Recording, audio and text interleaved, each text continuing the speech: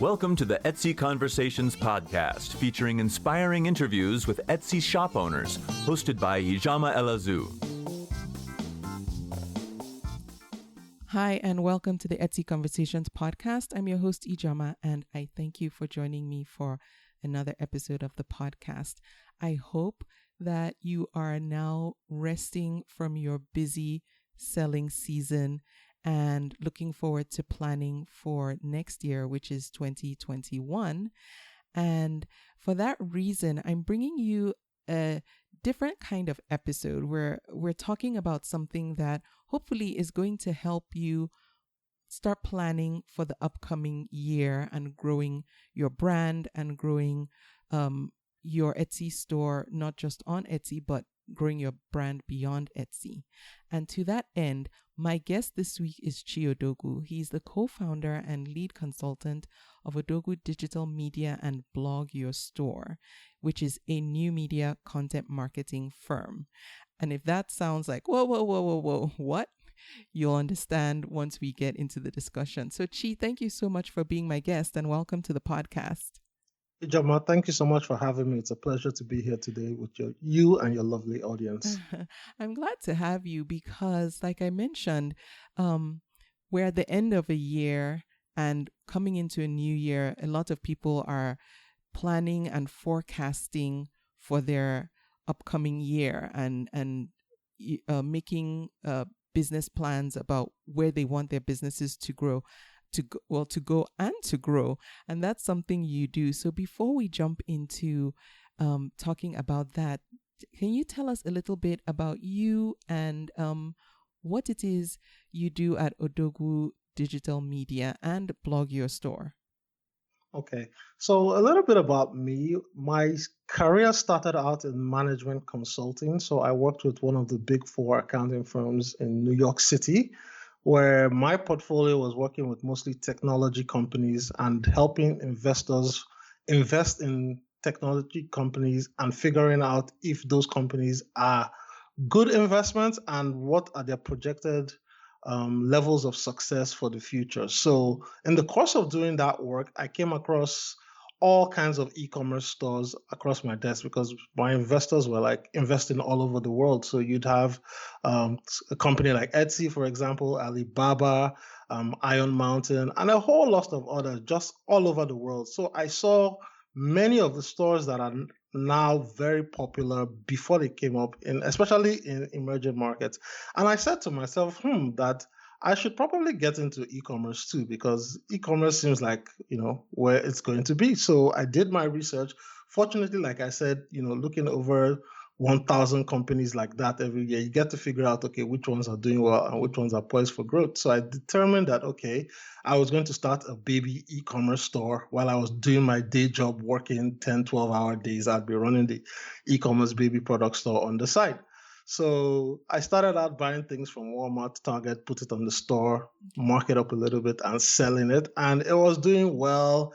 After 6 months, I went to places like Toy Fair in New York and the ABC Fair in Las Vegas, where all the toys and all the baby products and all the maternity gear would come out before the new season the following year. So I went to a lot of those places, got new items, got them to sell. And then I said to myself, you know what, this thing is doing well. I'm in New York, making some money on the side, working a long job. Why don't I focus on this full time? And, my background is I'm a Nigerian. I came to the US to school and then I stayed to work. And I said, you know what, there's nothing like this back home, especially a baby store just dedicated to helping mothers and infants, live a good life and enjoy themselves. So I was like, okay, let me start my store in Africa. So I quit my job, packed my bags, shipped like 2 containers worth of goods to Africa and said, all right, I'm going to be the diapers.com for Nigeria. Yeah. So little did I know that after getting to Nigeria to run my e-commerce business, within 6 months, actually, the country went into the worst recession they had in 30 years. My goods, I shipped 2 containers. About 50% of them were stolen before they even came out of the port. I was in debt to the tune of like high six figures US dollars.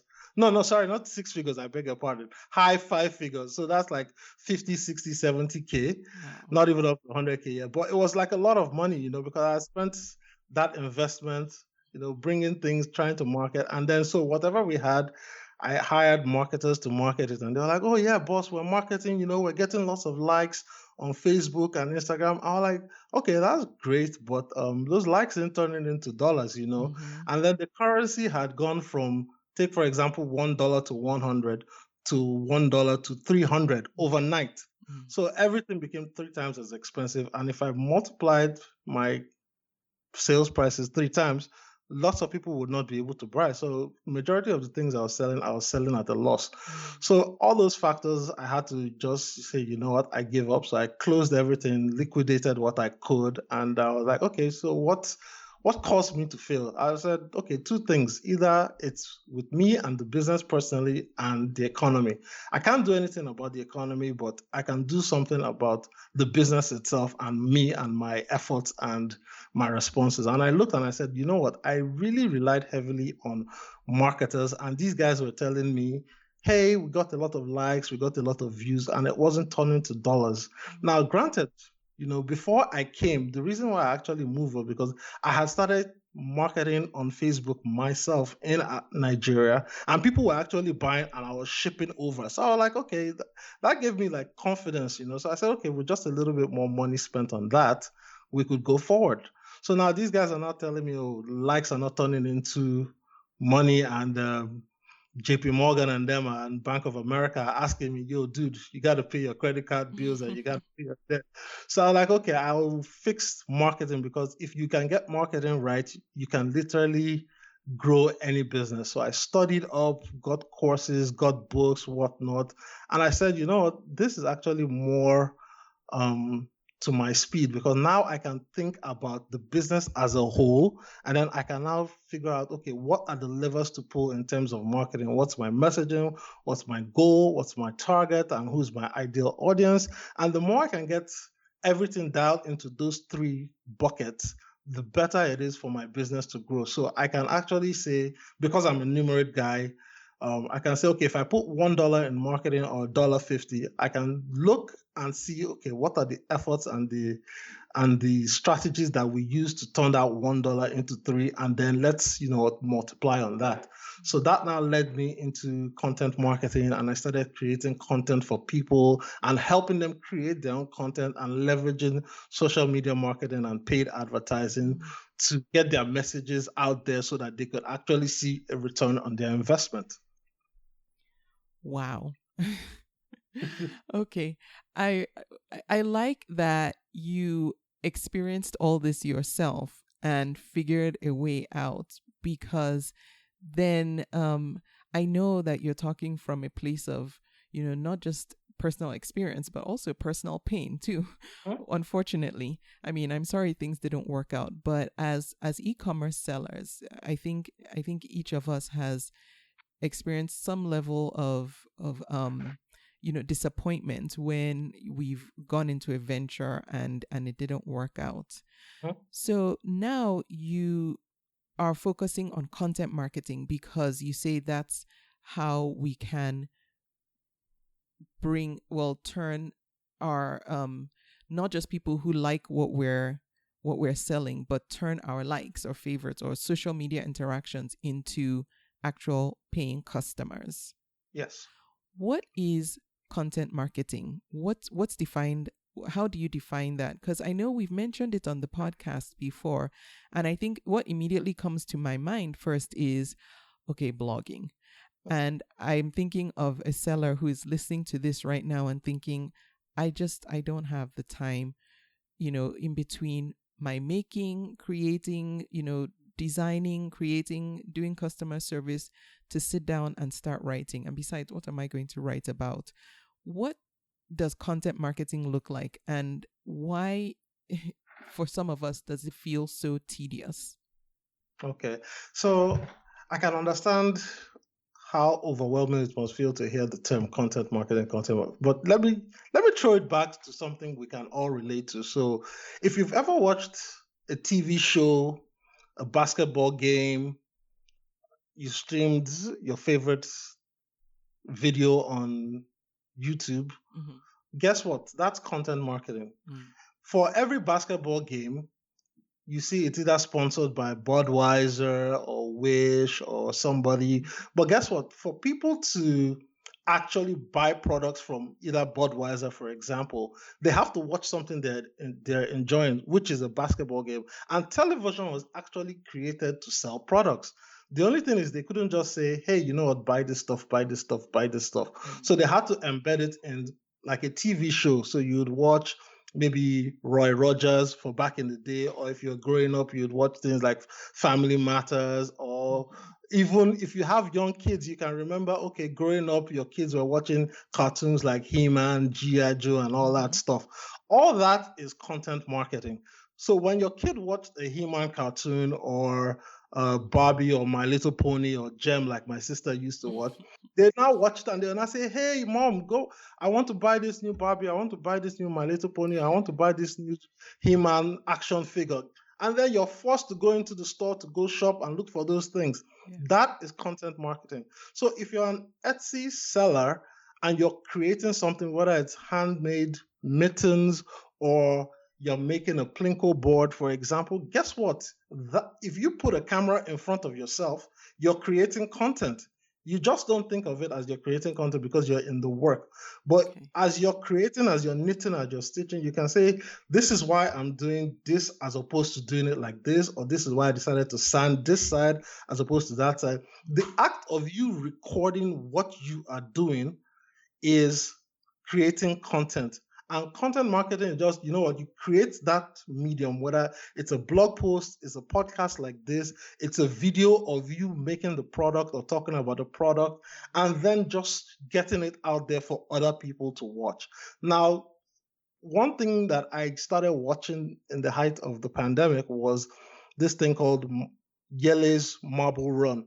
So what it is basically it's a show dedicated to just marbles going on a race. So everybody knows marbles, right?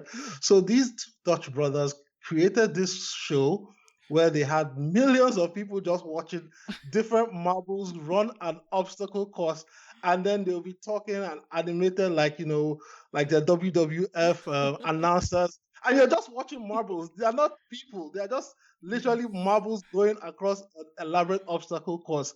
And it was so interesting. I have my favorite team, which are the Cat Eyes, but that is content marketing. You create something for people to watch and enjoy, and guess what? They were actually advertising real products and services in as much as you're just watching bloody marbles run on an obstacle course.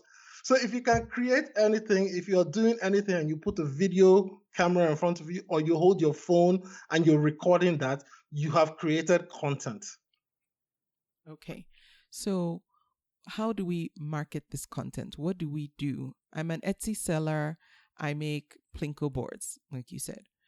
How, and maybe I record myself making.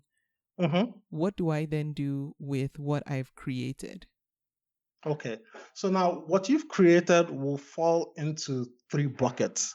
And I like to think of it like this. You either have the awareness bucket, the consideration bucket, or the conversion bucket. So awareness is just, hey, this is me, this is who I am. Consideration is, oh, I'm engaging more, I'm getting to know more about you. And then conversion is, I'm buying the product. So now let's lift it up a little bit and say, take, for example, you want to get married. If you meet a guy or a gal, you're not going to say, hey, you propose right away. That is the proposal, and the marriage is the conversion stage. So that's the end. But the meeting is at the beginning stage where they're just becoming aware of your presence. So you're going to introduce yourself. You're not going to say, hi, hello, my name is this and the other. I really like you. This is who I am. Would you mind if we go on a date? You go on the first date, second date, third date. In those, first few dates, you get to know about the person, know their values, their beliefs, their goals, their dreams, their wishes, what got them to where they are. That is creating awareness.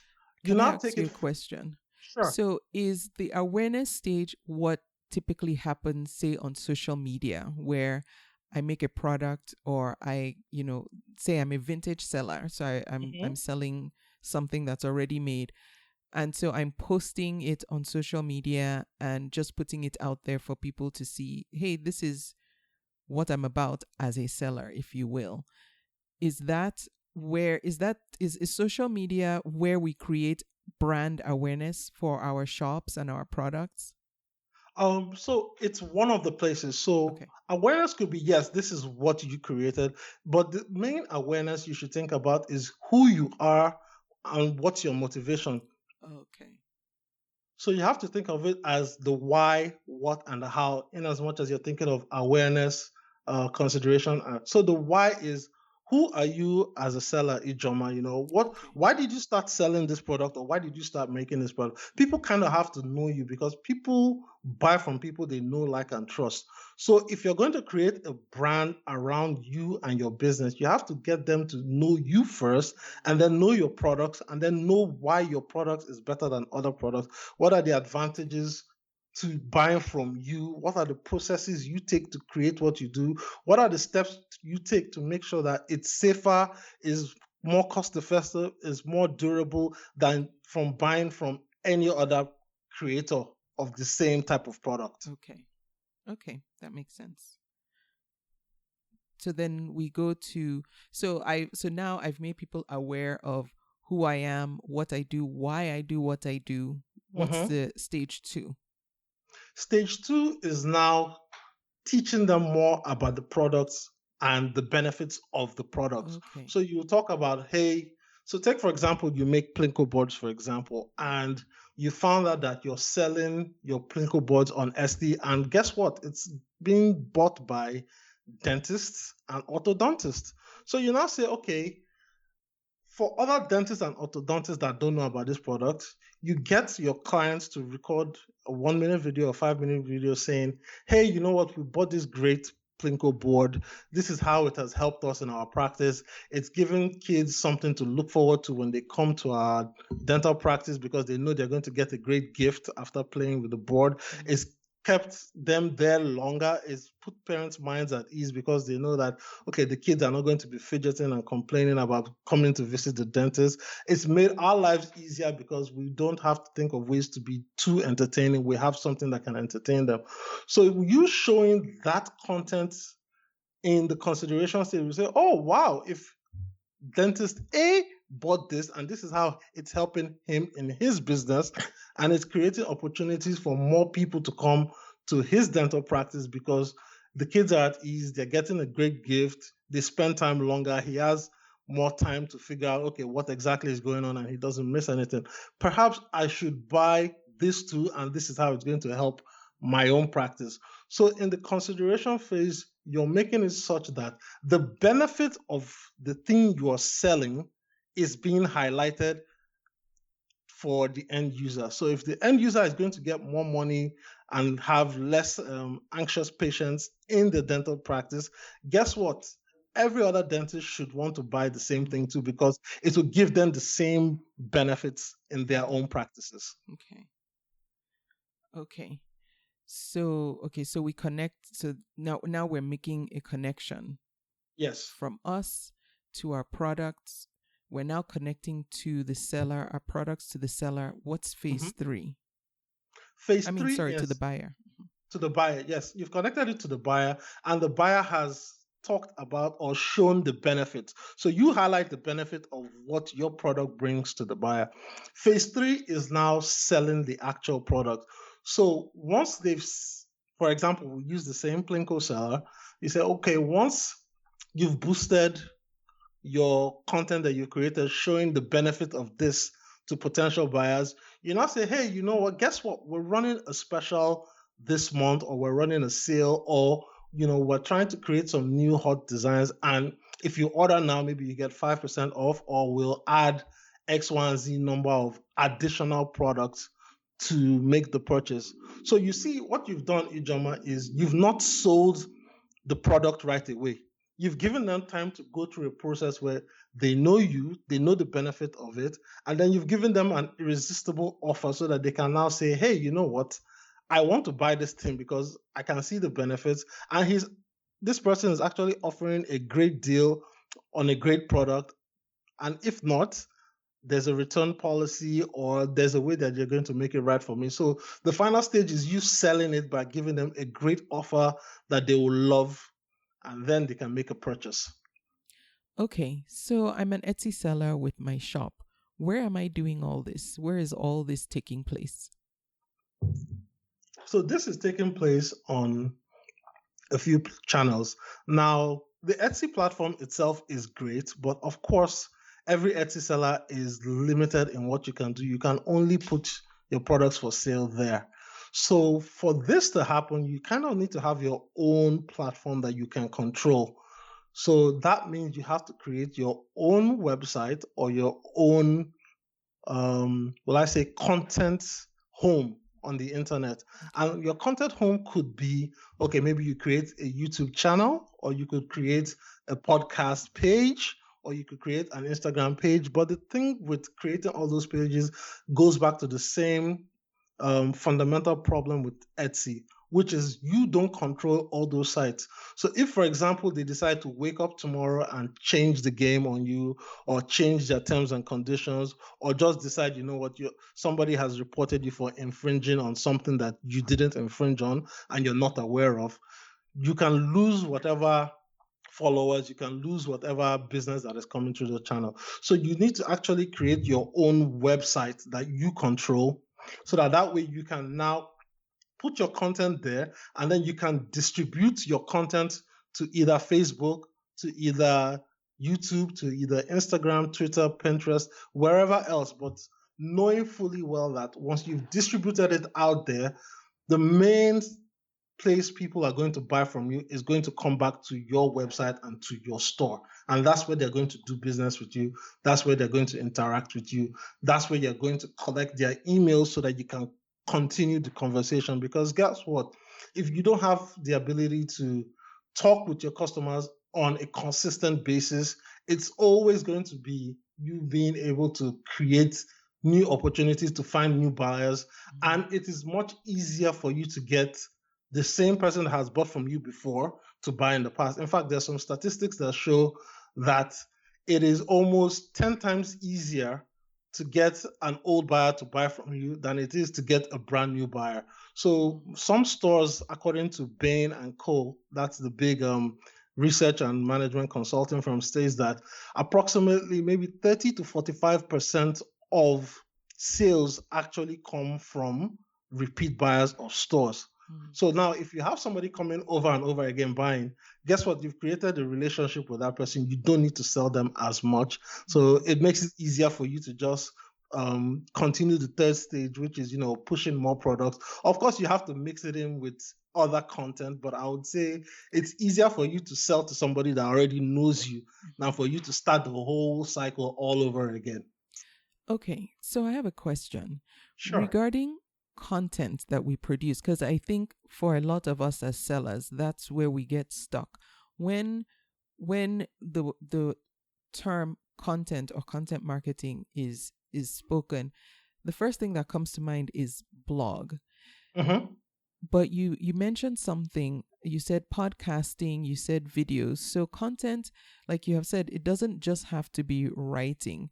Is it possible for an Etsy seller to have a website of their own, your own domain, you own it, you can send people there, but not necessarily only blog? Maybe just have videos of you making or you sourcing if you're a vintage seller, because you don't actually make, but you do go out and you source things, which, I know I watch sourcing videos on YouTube all the time. They fascinate me. I would watch those. Or podcasting. I've talked to other Etsy sellers who have said they've thought about podcasting, but no one, at least that I'm aware of, that I've spoken to, has yet pulled the trigger. And I encourage it. So what will those different types of media look like for an Etsy seller? say they don't want to blog because writing is not everybody's thing. Okay. And you know what? That's a very great question. And I can understand why writing is not everybody's thing. But I would also say that the key reason why most people write is basically because the Google algorithm loves the written word, at least for now. Okay. You understand? So that's why there's a big thing called SEO, search engine optimization. The Google search engine crawls all over the internet, all over every website, and what you've written now becomes a database of keywords. So if, for example, you're looking for sourcing videos and you type that in Google, Google will first of all check and find who's written about this and who's written about this the best before it even thinks about, oh, this video in sourcing. You understand? Yeah. Google loves the written word. So whether you're creating video, it's still very easy to turn that video content into written content with either transcriptions or with even getting an outsourced virtual assistant to turn that video that you've recorded into a blog post. It's not very hard to do. Okay. But the fact that Google loves it and Google is primarily the number one search engine in the world, you kind of always want to have some aspect of written on your website. You need to have at least a blog. Now, the second thing is because podcasts are becoming so popular and so widespread, I've read and I've watched several videos and articles talking about how Google is now trying to index the vocal word, so the voice, like podcasts like we have now.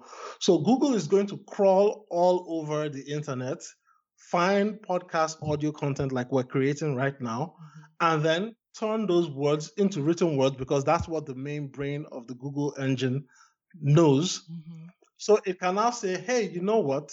I found this podcast. They were talking about this, and then I'll pull that up. So it will also pull up maybe the written transcript, but it will also say, hey, you know what? At minute 42.16 second, Ijoma and Chi were talking about this. I mean, it hasn't fully been rolled out yet, but that is coming. But also that gives you the opportunity to take advantage of Apple search engine and the Google podcast and Spotify, because if you're talking about it, people are different. People either love to watch videos, they love to listen, or they love to read. So you cannot say your ideal buyer is a reader, a listener, or a video watcher. You kind of have to create content that will appeal to your ideal buyer. And if the best way to do that is to actually create a video, because from a video, you can pull out the audio and put it on another hosted site and turn that into a podcast. You can transcribe the audio and create the written word that you can put as a blog post. So that's why I advocate video first, because with video, you get everything else. Okay. You understand? And you can tag the video and put it in YouTube and put it wherever else, so that way you're from one content piece. So from one video piece, you can almost take care of every other place where you could distribute it. And it's now a matter of you to figure out, okay, you know what?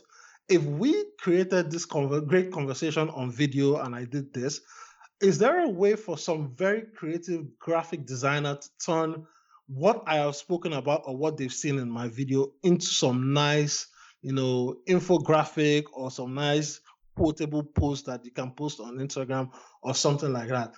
Once you have the raw content, it's up to you finding the right person that can translate. So imagine speaking English and Japanese. If you have a translator in between the two of you, the person understands English, the person understands Japanese. It's easier to have two people who don't speak both languages to communicate. So it's in the same way, once you have your video done, you can find somebody that will translate it into another format that will make it easy for your ideal buyer, whether they're a reader, a listener, or a video watcher to consume, or even if they just like posts on Instagram alone.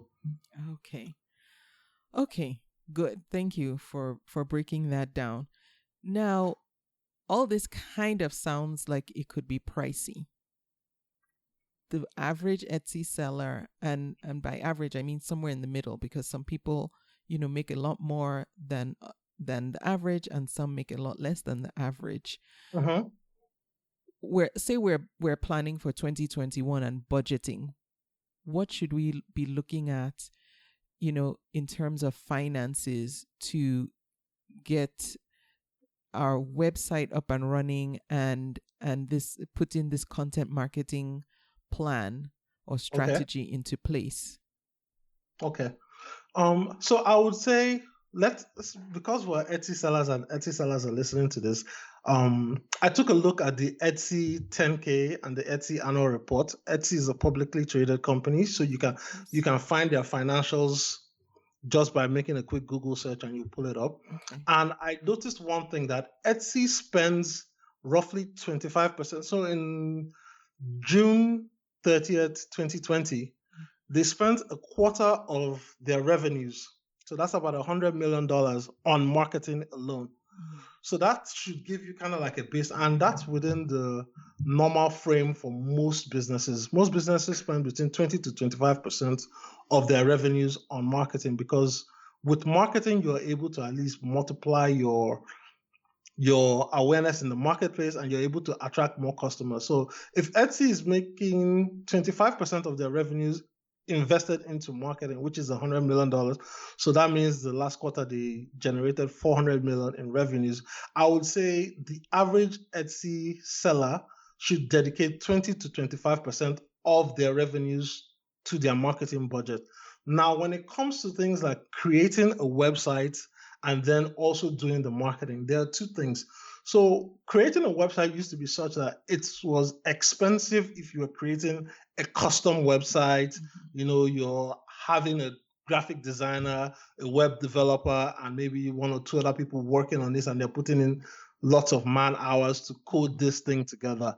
It's 2020 now. There are several no-code, easy-to-use platforms that even if you're not a technical person, you can actually spend maybe $100 on the template, another maybe $200, $300 to get your domain. So a domain, let's say a domain is about $10 the last time I bought a domain, but you also need to host your website on something. So think of your hosting as you need to buy land. So most people actually know WordPress, which is the major one, but there, like I said, it's 2020 now. There are several places where you can actually get as good as, if not better than WordPress, without having the hassle of WordPress. So WordPress, you would need to invest in things like plugins for SEO, plugins for your contact name, plugins to do your marketing and all those other stuff. So if one thing breaks in your plugin, it could bring down your site, or somebody could hack your site or the other. So there are new platforms. So the first one I would say is Wix, Wix. The second one I would recommend is Webflow. The third one I would recommend is Squarespace. And there's a new one now that I just discovered, which is Doric, Dorik.io. So these four platforms, you can actually spend, I would say, maybe $200-$300 a year, and you have your website hosted on those platforms, and you can learn how to code it up yourself. So if you are going to work with someone to create a website for you, you can now say, okay, you know what? Since we don't want to invest a lot in a custom website because there's no need, we can just get the template. We can get the hosting done from one of these easy to use places. And then we just say, hey, you know what? I have a template. It's giving me the basic. So think of the template as the skeleton, for example, of the house. So now you have like the frame of the house. All you need to do is to make some light cosmetic touches on the outside. So that would mean, oh, my favorite color is purple or fuchsia or teal. Do this like this, put my logo here, change the font. I like this type of font, put this like this. So that reduces the amount of investment you need to make on your own website. So I've seen, like right now, if you're working with just maybe an outsourced person, it'll probably take, to use a template service like this, maybe in the neighborhood of about $1,000 to $1,500. You can get a solid website done that is beautiful. So you make it beautiful. It's great. It's based off of a template. You can also buy a great template yourself and work on it. Like everything, because someone has to put in the hours, you have to pay for that person's time. Yeah. But if you find yourself saying, I want to do it myself, you can buy a template, you can buy a domain name, pay for your hosting. Maybe that total, those three will cost you like $500. And then you can now invest maybe an hour a day or 2 hours every weekend for like 6 weeks or 8 weeks or 10 weeks. And you fiddle with it, learn how it works and everything. And there are videos for everything on YouTube. Yeah. Before you know it, you've actually created what you want, and you don't have to mess with code like CSS, JavaScript, or anything like that, because it's literally drag and drop and then tweak this, pull this drop down, change this, and everything comes out the way you want it. But when you have somebody else's time you have to pay for, that might increase the cost. Now, do the websites you mentioned, or the platforms you mentioned, Wix, Webflow, Squarespace, Doric? I'm familiar with Squarespace, and I know of Wix. I haven't worked with any of these. Doric and Webflow are new for me. Do they allow you to have your own custom domain, so your own my store or mysite.com, not Yes. .wix.com? Yes, they do. Yes. Okay. Yes, they do. Yes, they do. Okay. And and you said the annual cost for those is like in the 200 to 300. Yeah, thereabouts. Thereabouts. Okay, It, so that's it wouldn't reasonable. get up to 500, yeah, but two to Okay. 300, I would say you're getting, yeah, I would say 95% of the way there. Okay. Yes, it's interesting because the episode that airs right before this one or two before that, we talked about WordPress, and both of us had both gotten hacked with our first WordPress sites. So I mean, now I know WordPress, but it's very complicated. It's not one I would recommend for a beginner, especially someone who doesn't really have the time or the desire to learn technical stuff.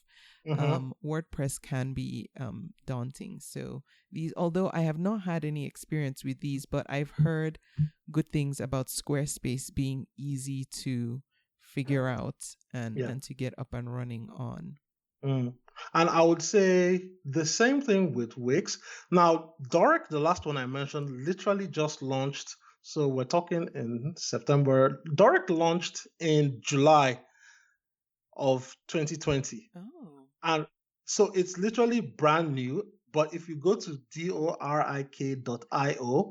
it is so if you want to take for example, just like your home base just to start. So take for example, Susie's knitstore.com, and you haven't figured out everything yet, but you just want to have that Susie's knitstore.com, and you just want to put coming soon. We're going to be making this, that, and the other, and you want to list all your products. You can do that. It's just a one-pager for now because they literally just launched. In their roadmap, they're actually creating multiple pages and they're adding e-commerce. Now with Webflow's been around, I think, since 2013 or so. But the thing why a lot of people that are using WordPress, like I initially have all my websites on WordPress, but I'm learning Webflow to move all my websites to Webflow just because, like I said, it's easy to learn and understand. It's difficult to get hacked. The plugins are all built into the platform, so you don't have to worry about, something is going to fail or something doesn't update and then you get hacked that way. It's just everything is there. It's simple to use, drag and drop, click and go, and you're done. And I am not a technical person. I became technical through working with web developers and them not even getting what I wanted done, but me spending a lot of money. So I forced myself to learn WordPress. So Saturdays and Sundays, watching videos and just banging my head on the wall until the website is done. It's not perfect, but it's done. But with Webflow and them, simple to use.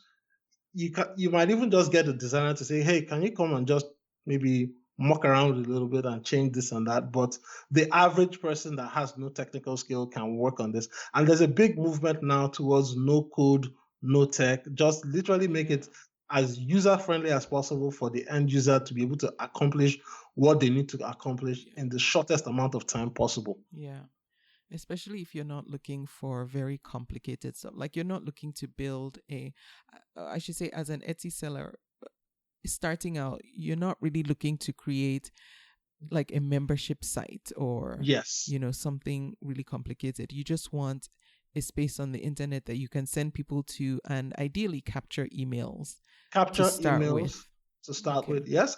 And also, like I said, they come pre-built. So the web flow I'm designing for my new website also comes with the e-commerce side of it. So all I need to do is connect Stripe, which is free to use. Stripe only charges you whenever you make a sale and they collect money. And I think their charge is 2.9% and maybe 20 cents or something like that. So as long as a transaction goes through that, that's all Stripe will get. Other than that, it's free. So you connect it up to Webflow and boom, you're good to go. Everything is done in there. And you having your own store, you reduce, because I looked at, like I said, Etsy's 10K and financials, and I saw that with the fees and everything, people typically pay somewhere in the neighborhood of 10% to almost 25% of their revenues as fees, the transaction fee, listing. Yes. If you're advertising outside, whether right. it's 12% or 15% and all that stuff. And I found a lot of sellers would actually mark up to cover that advertising cost and then not even get the accruing profit from that.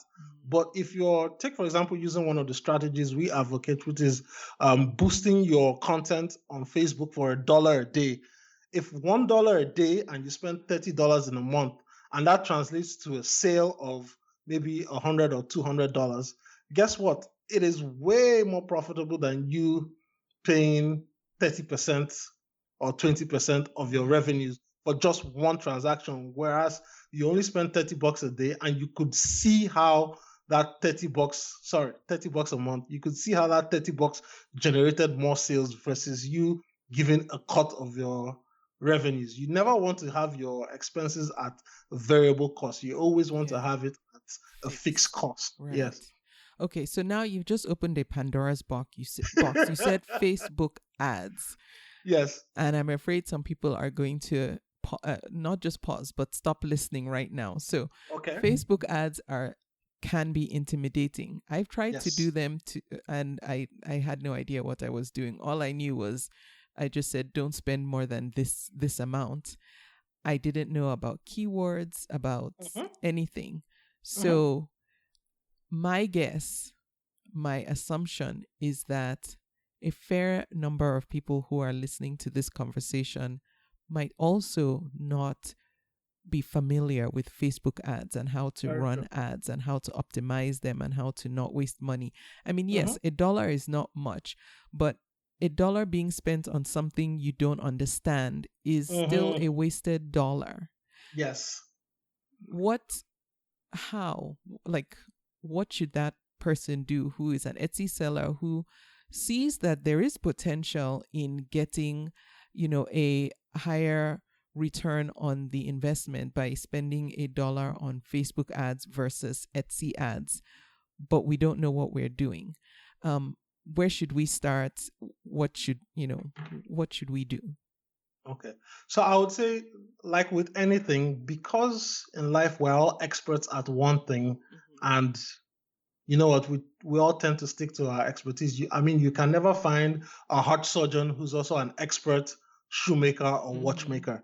You want to stick to your lane. So if you're a great Etsy seller, you're making a great product, and you say, okay, I'm of the do-it-yourself type, and I have some time I can actually devote to learning, I would say there are courses you can get. I can recommend a great Facebook course. It's not very long. It's simple, and it will teach you the $1 a day strategy that you can implement. The other way is you find somebody who knows what they're doing about Facebook, and you say, hey, you know what? You tell me the type of content I should create, and then you help me target the right people. And this is the budget I have to spend on Facebook every month. And of course, you're going to pay that person for their time too. Right. So you always have your ad spend plus labor cost, and then you provide the content, or you have them create the content for you. If they're creating the content for you, they're going to charge you more, obviously. But if you provide the content and it needs a little bit of edit and a little bit of work, you know what, you provide that, they do the little that they know, and they use their specialization and their knowledge, and work on Facebook for you. And at the end of the month, they show you metrics and say, hey, you know what? This is how much we spent on Facebook. These are the number of people that saw it. These are the number of people that came to your store. And these are the number of people that bought. These are the videos that worked. And these are the videos that didn't work. We think you should create more of this versus more of this. And we're going to try this, and we target this type of people, and this type of people work better than this type of people. So we're going to focus on these people, and then we want you to create more products around servicing the clientele or the audience that actually came to you the most, because you want to also know, hey, what's resonating with my ideal customers?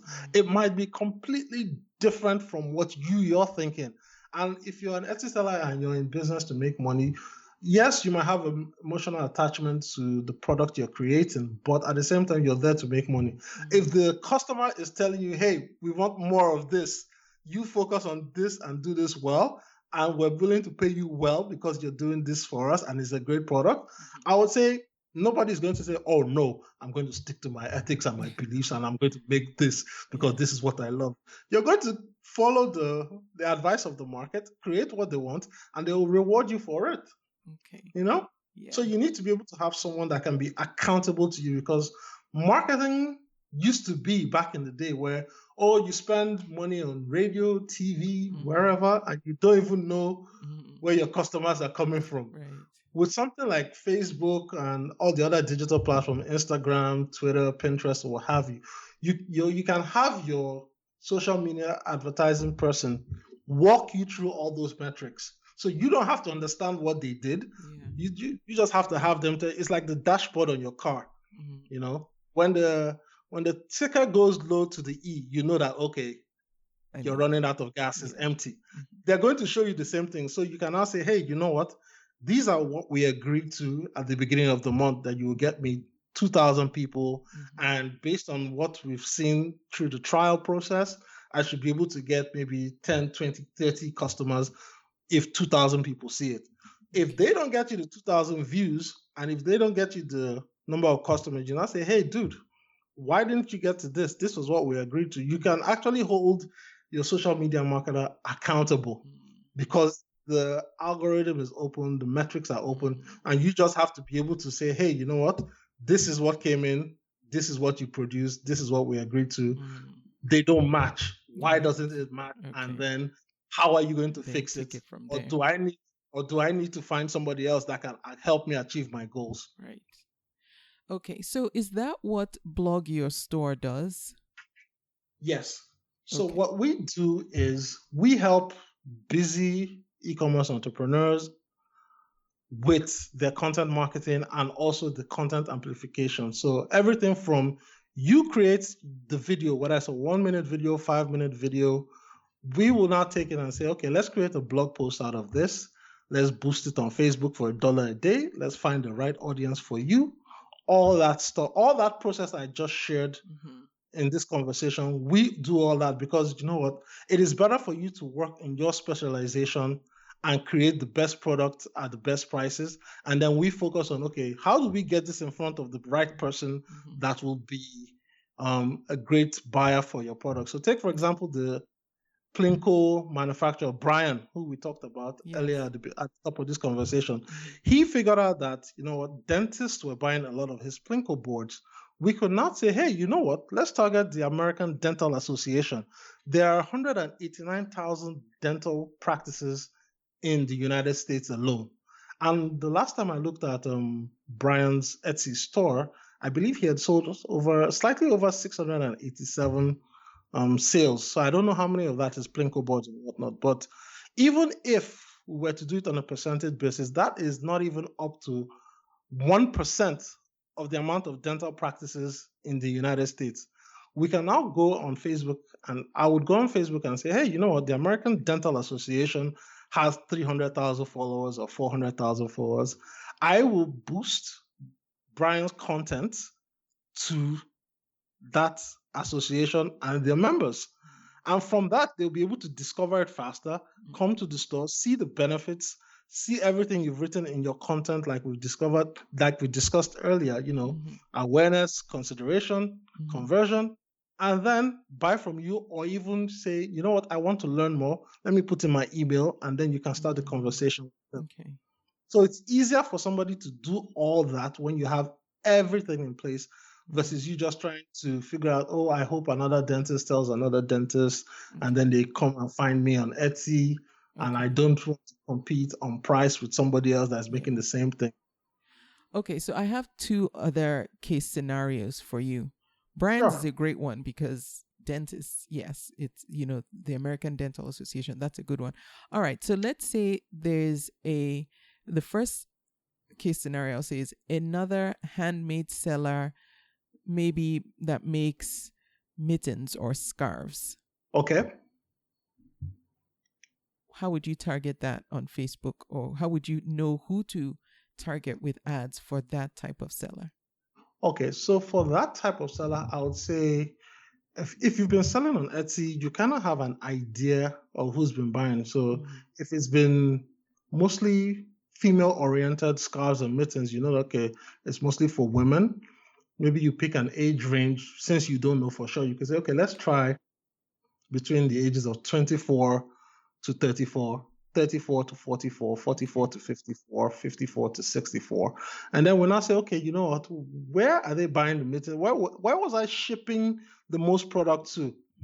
Was it in the colder part of the US, so the East Coast, or was it up to Canada, or was it in the Midwest? So you can figure out geographically with some of the data you already have. And you now say, okay, we'll now try, okay, so since we have two data points that we've guessed on the age range, we have an idea of the location. You now say, okay, what else would somebody buying mittens buy? So we can now say, okay, maybe they're into winter coats, for example, and we could say, okay, you know what?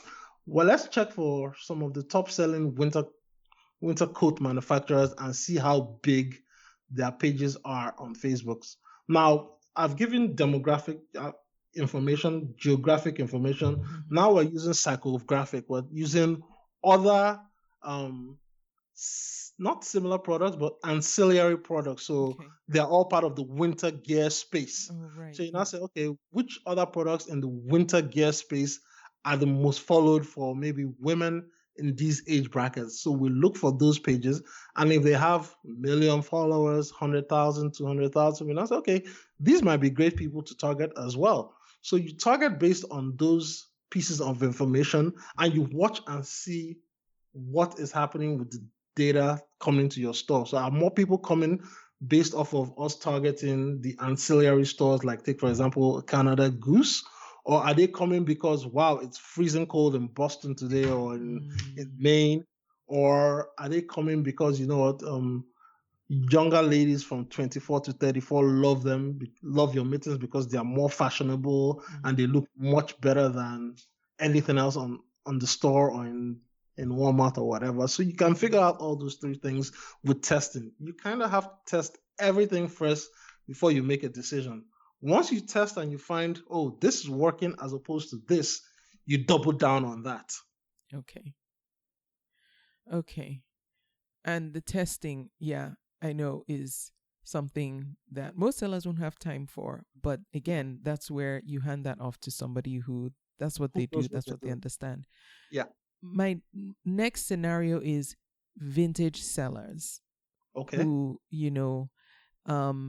sometimes feel, left in the dust because, they don't make, they source vintage hard good items. A lot of them are one of a kind.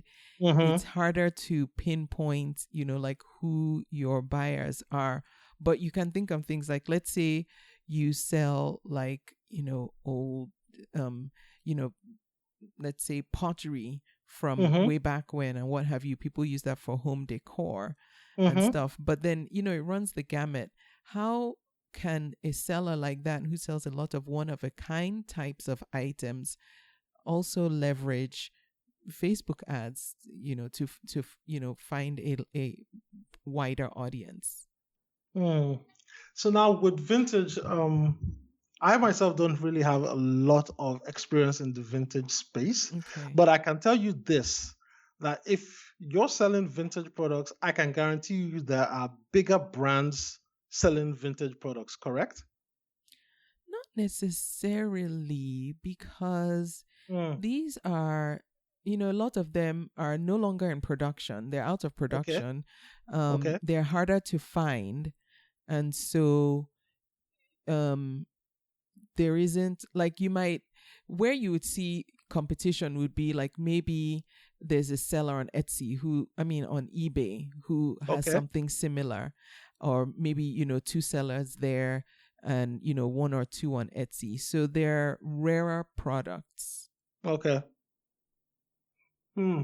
It's a So tougher if nut to crack, huh? yeah, it's a tougher nut to crack because it's rare, but I Yeah. wouldn't say it's impossible Okay. because that would be something where there should be a community of enthusiasts, regardless of what it Okay. is, whether you're into vintage products, whether you're into collecting Pokemon or trading cards or whatever. There's always a community of people. That's Now, true. a lot of people find communities in platforms like Reddit, for example, or they're in their own unique forums. I know Etsy sellers have Etsy forums, and there's an Etsy Reddit subreddit. Yeah. So you can always find a community of where people that are vintage enthusiasts congregate, and then you can find those pages, and then you can also go back to what I said earlier, which is testing.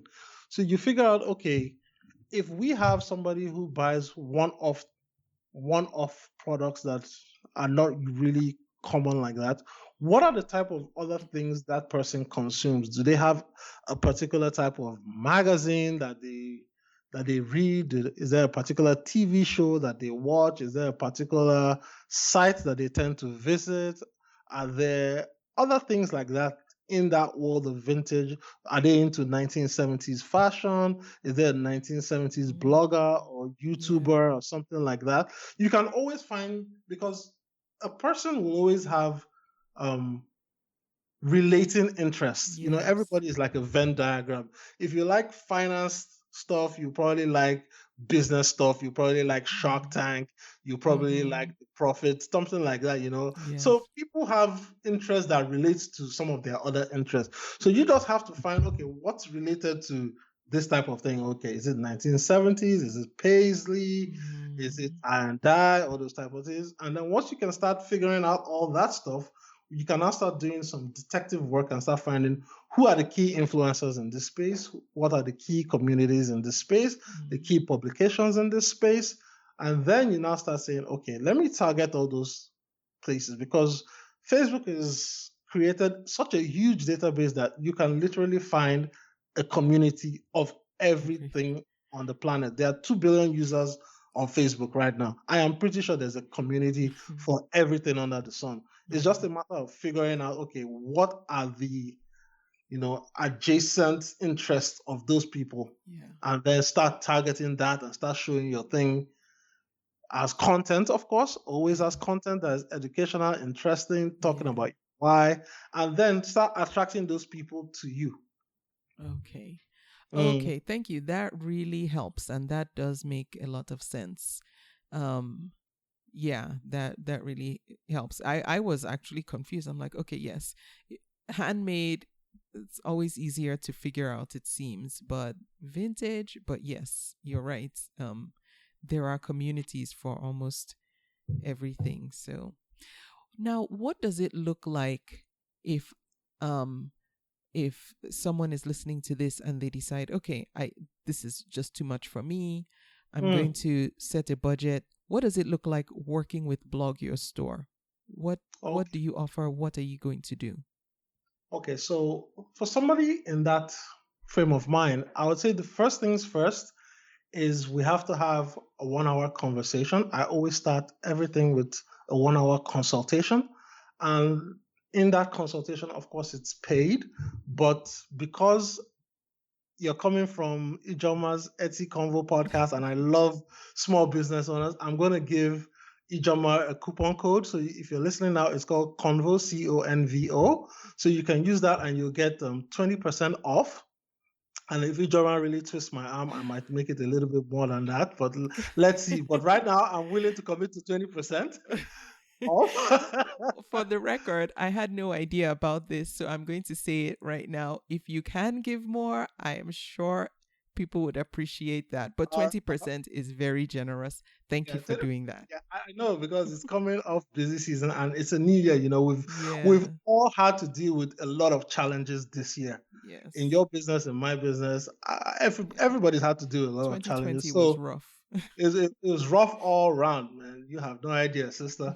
So so I want to make sure that whatever it is, let's all start with a reset button on January 1 on a good note. Let's have a plan for our businesses. So I'm going to give that coupon code to give you at least 20% off now. Okay.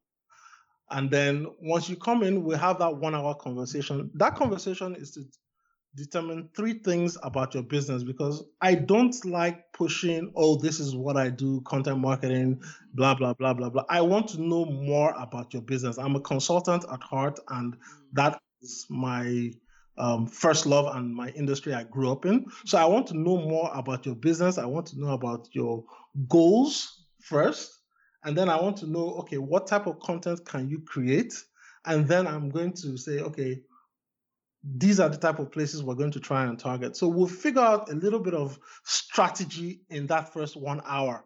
So we'll figure out your content, and then we'll also talk about things like, creating the digital plumbing. I call it digital plumbing because nobody buys a house without plumbing. You got to flush the toilets, you got to have a sink in the kitchen and what have you. So things like, having a properly set up website that is SEO optimized, because if you have a website now and it's not properly set up for SEO, it's worse than not having a website. So you have to have a website that is properly set up for SEO so that Google can index anything we put on there and they can find you. And we'll check your domain to see the health. And if you've been blacklisted or something, all that stuff, we have to figure out the health of that. We have to also set you up on Facebook, Google Tag Manager, Instagram, Pinterest, all that type of stuff, because those are going to be the outposts where from those outposts, they're your branch offices. Everything is going to flow back to your website. So we need to make sure all that is set up appropriately. We do a little bit of strategy consulting to figure out your goals, your content, and your targeting. And then once I get all that together and I say, okay, you know what? Based on everything we've discussed in this conversation, this is the few options we have to proceed with. Of course, if you don't have a website, the first thing will be to set up your social medias and then set up your website, and then we'll go to the content phase.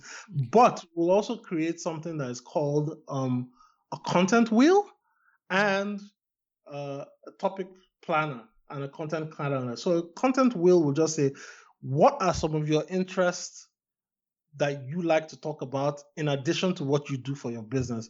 What are some things that you could share your thoughts on, that people would love to hear? Because guess what? Everybody is an expert on something, and you shouldn't discount the knowledge you have. Whether you're a mom of 3, you do knitting, you were a professional cheerleader, there are things you can talk about that no one else can talk about. And because you have multiple interests, those things intersect to make you a unique person compared to every other person. So we'll create your topic wheel and say, okay, these are the 6 things I can confidently talk about for the next 1 or 2 years. And this is what I can produce, maybe 1 video a week, or hopefully just produce more than 1, of course.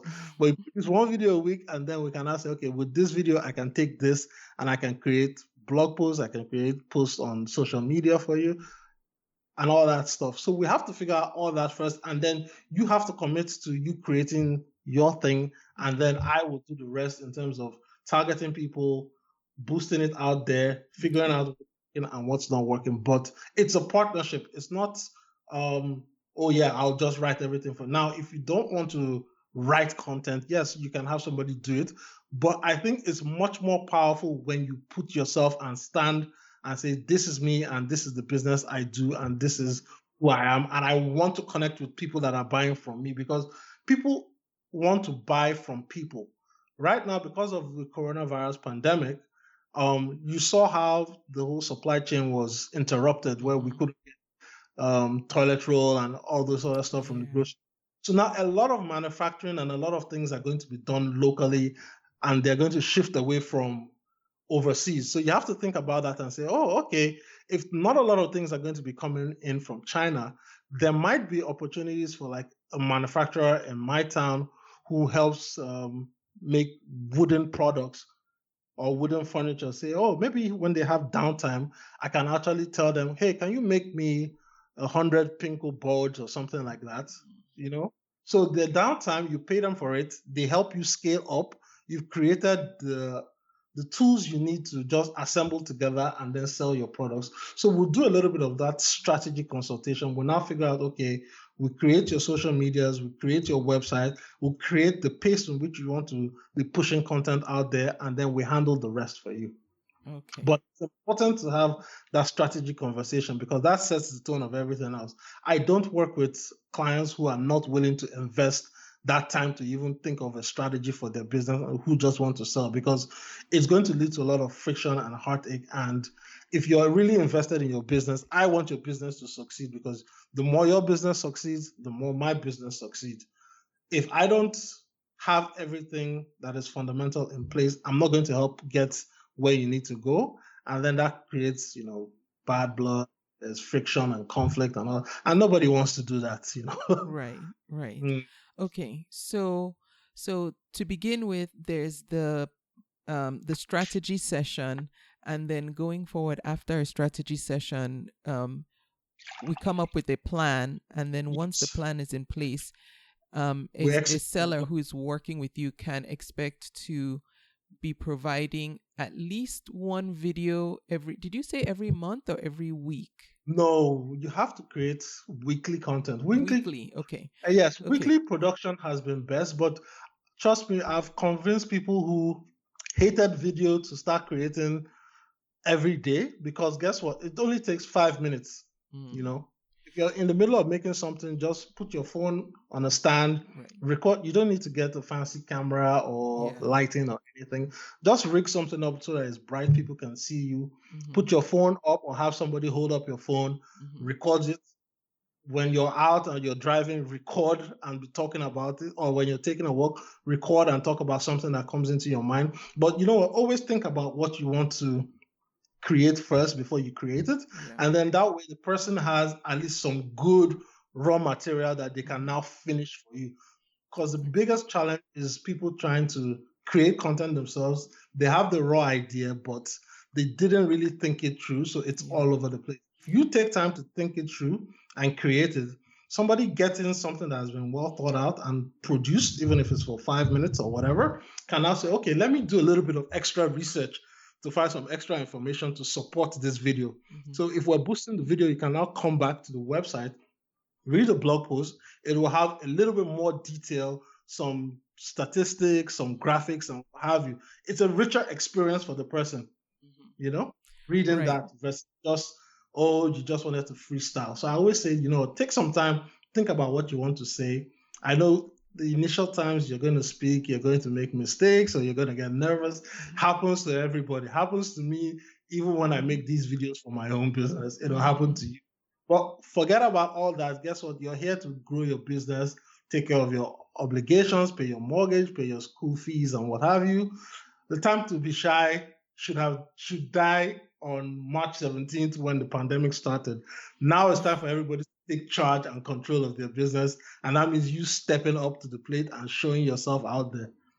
Okay, so just to recap, so what I was trying to get at was what somebody who is working with you should expect to be putting in on a regular basis. So it's the weekly video, and then that's it? Or are they also simultaneously creating content on their own site too? So they can simultaneously create content. It's always great to have all those, spontaneously created content and then professionally created content, because it's a mix of everything. So you can just find, okay, yes, you promised me one video a week, but guess what? Something might just pop into your mind while you're watching a movie or something, or you thought of something that is spontaneous. You create that yourself. You can upload it straight to YouTube upload it to your website straight away. Yeah. It's always great to have both the mix of spontaneously created content as well as thought out planned content, as long as it's true to your brand and it's true to your business. Okay. So I would say, once we start figuring out the cadence and the plan, you can have as much fun with it. And you can also start thinking of themes you want to talk about. So maybe the month of January is something awareness month. You can tie that into your business. Okay. Okay, good. That helps. And just as an Etsy seller, if you're listening to this and feeling kind of intimidated by video, by the time this airs, I don't know if Etsy will yet have rolled this particular feature out to everyone, but I know some sellers have the beta feature for the video that you can include in your listings. And so if you're already using that feature, that's a video already made. And so it's one less hurdle or sticking point in creating a video that you can then repurpose to create more content or ads and what have you, in the way we've been discussing so far. So that could be a plus. So that is a plus for that. Chi, thank you. I think this information is so much. I'm glad that sellers are going to hear this at the end of 2020, going into 2021. So hopefully it has provided some food for thought as we work on our budgets for 2021, our goal setting for 2021, and ways that we want to expand. So thank you for sharing all this information. What's the best way someone can connect with you if they want more information or if they want to set up a strategy session? Okay. So if you want to connect with me, you can find me at, I'm on LinkedIn. So it's just Google Chi Odogwu. So CHI, last name ODOGWU. You can connect with me on LinkedIn. You can send me an email at chi@odogwu.com. That's my first and last name. My first name at my last name.com. You can also contact me at chi@blogyourstore.com. You can go to www.blogyourstore.com and reach out to me there. And you'll find the link to the consulting on both my website as well as blogyourstore.com. And I'll send Ijoma the link as well. Okay. And yes, so for sure, I will have all this information in the show notes for this episode, as well as a direct link to blogyourstore.com.